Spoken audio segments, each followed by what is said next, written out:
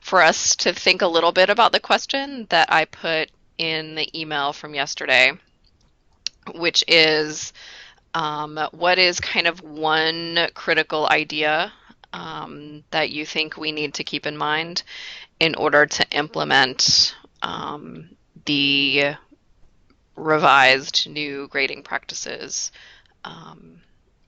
in your school, in APS, whatever context it rattled you.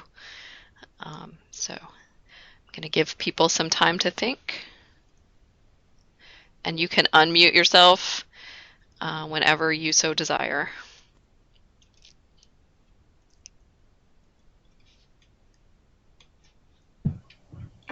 This is Pam Seda, and one of the things I think is critical to help us to remember is that grades should be a reflection of student learning and that the focus has to remain on student learning.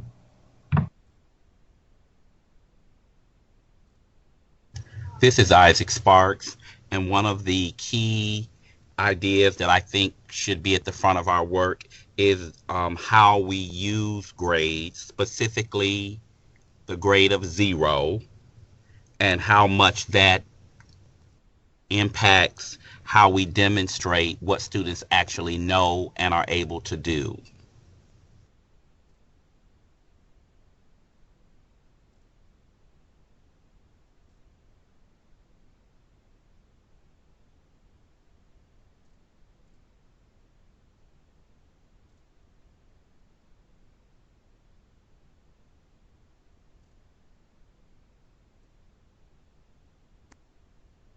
This is Jima.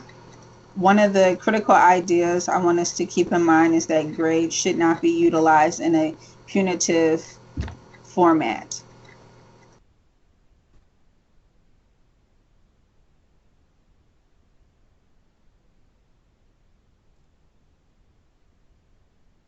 This is Daryl, and I think that the purpose of grading is basically a tool to help improve student learning, and it's a method to communicate and provide feedback to all the stakeholders, and I think that that's got to be communicated clearly.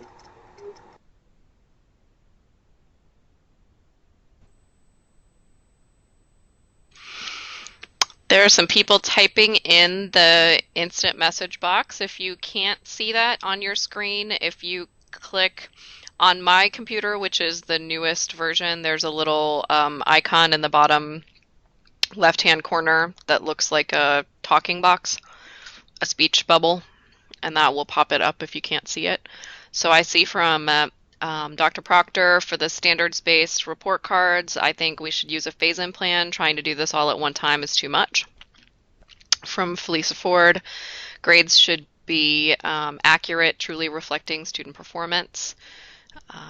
Isaac Sparks added, giving zeros provides too much variance with grades.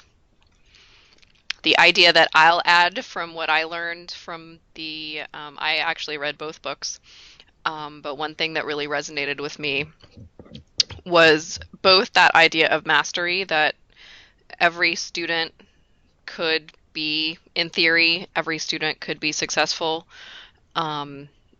that kind of a schema provides a much more abundance-oriented feeling about our instructional program, instead of a deficit feeling like we're competing against each other and only one person's going to win. I really loved the discussion about valedictorians and salutatorians and how that's a bad idea. And the other thing that resonated with me was about accountability and leadership, and how important leadership is in making changes to grading practices. And so I've been thinking a lot about that, about getting our instructional leaders, principals, and others on board, and really deeply understanding what we're trying to do for our kids.